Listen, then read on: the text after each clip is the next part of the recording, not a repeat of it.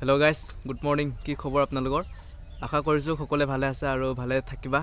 আৰু খবৰটো কি সুধিম, আপোনালোকে গম পাইছে চাগে ৰিজাল্টক, আৰু কিমাননো ৱেইট কৰিম। মানে অলৰেডি এইটো ভেকেঞ্চিটো বহুত ৰিজাল্ট লেট হৈ গ'লে, প্ৰচেছবোৰ বহুত লেট চলি আছে। আৰু ৰিজাল্টটো মানে কি ক'ব আৰু, মানে নতুন বছৰ পাবই গৈ, যি আমি 18-19 তাৰিখৰ পৰা ৰিজাল্টৰ বাবে ৱেইট কৰি আছিলোঁ যে ৰিজাল্টটো আহিবই। তাৰপিছতে মানে এটা নটিছ বুলি নহয়, মানে ইমেইলবোৰ ভাইৰেল হৈ আছে যে বহুতৰে ইমেইল আহিছে যে ঝাৰখণ্ডত মানে ৰি মেডিকেল কণ্ডাক্ট কৰাব। মানে যিসকল কেণ্ডিডেট পাছো হৈছিলে বা ফেলো হৈছিলে মেডিকেলত, আৰু সেই সকলোকে মাতিছে আৰু ৰি মেডিকেল কৰাব। বাকী তাক লৈ আমাৰ ৰিজাল্টটো চাগে কিছু প্ৰভাৱ পৰিছে, তাৰ বাবে আমাৰ ৰিজাল্টটো লেট হৈছে অহাটো। যদি তেওঁলোকে ভাবিছে যে ৰিজাল্টটো একেলগে দিম বুলি, তো আমাৰ মানে এইটো ভেকেঞ্চিটোৰ ৰিজাল্ট মানে একদম জানুৱাৰী পাবগৈ। চ' আপোনালোকে যদি চায়, আমাৰ ঝাৰখণ্ডত যি মেডিকেল হ'ব গৈ আছে ৰিকে, আৰু সেইটো মেডিকেল হ'ব আমাৰ যি 22 তাৰিখৰ পৰা, আজিৰ পৰা মানে 30 তাৰিখলৈ, মানে 29-30 তাৰিখলৈ হ'ব। আৰু এইটো ডকুমেণ্টছবোৰ ছাবমিট কৰোঁতে মানে মেইন অফিচলৈ যাওঁতে মানে লাগি যাব 3-4 দিন, আৰু চেক কৰোঁতে 3-4 দিন লাগিব। চ' আপোনালোকে ধৰি লওক জানুৱাৰী মানে 6 তাৰিখ, 6, 7, 8, 10 তাৰিখৰ ভিতৰত, মানে জানুৱাৰী 10 তাৰিখৰ ভিতৰত আমাৰ ৰিজাল্টটো আহি যাব। বাকী কিনো কৰিব পাৰিম, আমিতো একো কৰিব নোৱাৰোঁ। আমাৰ কাম খালি ৰিজাল্টক ৱেইট কৰা আৰু নতুন ভেকেঞ্চিৰ বাবে প্ৰিপেৰেশ্যন কৰা। চ' আমি আমাৰ নিজৰ কাম কৰি থাকিলে ভাল হ'ব, মানে ৰিজাল্টক বেছি ৱেইট নকৰি আৰু নতুন ভেকেঞ্চিৰ বাবে লাগি থাকিম। মাৰ্ক যিমানেই নাথাকক আপোনালোকে নতুন ভেকেঞ্চিৰ বাবে লাগি থাকক, আৰু ৰিজাল্টটো এনেও আহিবই, আমি ইমান টেনশ্যন ল'ব নালাগে। বাছ বেছি দিনো নাই, জানুৱাৰী মাহটোনো কেইদিন আছে হাতত, মাত্ৰ 10-15 দিন আছে। 10-15 দিনৰ ভিতৰত আমাৰ ৰিজাল্ট আহি যাব, আপোনালোকে ইমান টেনশ্যন কৰিব নালাগে। বাছ প্ৰিপেৰেশ্যনটো চলাই যাওক, আৰু ৰিজাল্ট আহিবই। যিসকলৰ মাৰ্ক আছে তেওঁলোকৰতো টেনশ্যন নাই, আৰু যিসকলৰ অলপ মাৰ্ক কম আছে, 1-2 প্লাছ হৈ আছে, মই কৈছোঁ এতিয়াৰ পৰা ষ্টাডি কৰক। আৰু যিসকলৰ মাৰ্ক আছেও তেওঁলোকে ষ্টাডি কৰি থাকক, কামত আহিব কিবা পিছলৈ হ'লেও। যি আমাৰ ৰি মেডিকেলটো কণ্ডাক্ট কৰাব, এইটো অকল ঝাৰখণ্ডত হৈছে, বাকী বেলেগ ষ্টেটত মই ইমান এনেকৈ খবৰ পোৱা নাই। যি খবৰ পাইছোঁ, যিবোৰ শুনিছোঁ, চব ঝাৰখণ্ডতে হৈছে।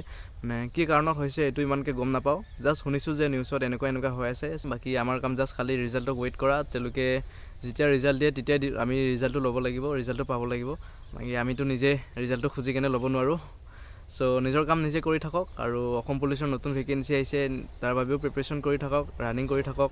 আৰু SSC GD আমাৰ ফেব্ৰুৱাৰী মাহত এক্সামটো হ'বই, ফেব্ৰুৱাৰী মানে লাষ্টলৈ হ'ব।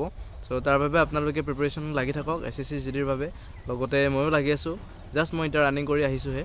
লকডাউনৰ পিছৰ পৰা যিকেইটা ভেকেঞ্চি আহি আছে আমাৰ, সেই সকলোকেইটা ভেকেঞ্চি মানে প্ৰায়ে এটা বছৰত কমপ্লিট হৈ যায়। মানে যি আমাৰ অক্টোবৰ মাহত বা নৱেম্বৰ মাহত এপ্লাই চলে, আৰু লাষ্ট ডিচেম্বৰলৈ সকলোবোৰ এপইণ্টমেণ্ট দি ৰিজাল্ট আহি কমপ্লিট হৈ যায়। কিন্তু আমাৰ এই 2025ৰ ভেকেঞ্চিটো লকডাউনৰ পিছৰ পৰা, মানে যি আমাৰ 2025ৰ এইটো ভেকেঞ্চি আছে, এইটোতে বেছি লেট হৈছে।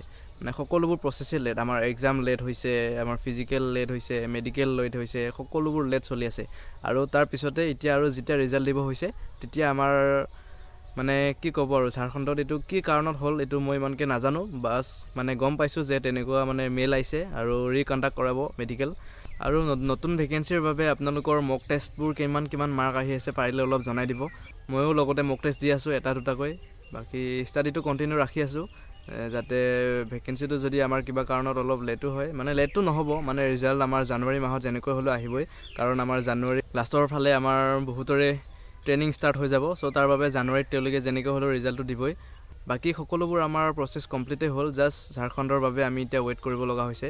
মানে তেওঁলোকে ভাবিছে চাগে ৰিজাল্টটো সকলো ষ্টেটকে একেলগে দিম, মানে ভেজাল আৰু নৰখাওঁ বুলি। চ' তাৰ কাৰণে আমাকো ৱেইট কৰাই ৰখাইছে। বাকী আমাৰ একো প্ৰব্লেম নহয়, বাকী ৰিজাল্টটো একেলগে দিব চাগে, সেইকাৰণে আমাৰ লেট হৈ আছে ৰিজাল্ট দিয়াটো। নহ'লে যদি আগৰ নিচিনা কৰা হয়, মণিপুৰক যদি এক্সট্ৰাকৈ ৰিজাল্টটো দিম বুলি আমাৰ বাকী ষ্টেটক যদি ৰিজাল্টটো আগতীয়াকৈ দি দিয়া হয়, মানে এতিয়া আমাৰ আহিয়ে গ'লে হয় ৰিজাল্ট। চ' তাৰ বাবে মানে সকলোকে একেলগে ৰিজাল্টটো দিম বুলি চাগে তেওঁলোকে ৰখাই থৈ দিছে। বাকী ৱেইট কৰক কিছুদিন, আৰু জানুৱাৰী আমাৰ 10 তাৰিখৰ ভিতৰত ৰিজাল্ট আহি যাব, 100% আহি যাব 10 তাৰিখৰ ভিতৰত। আৰু যদি একো এনেকুৱা গড়বড় নহয়।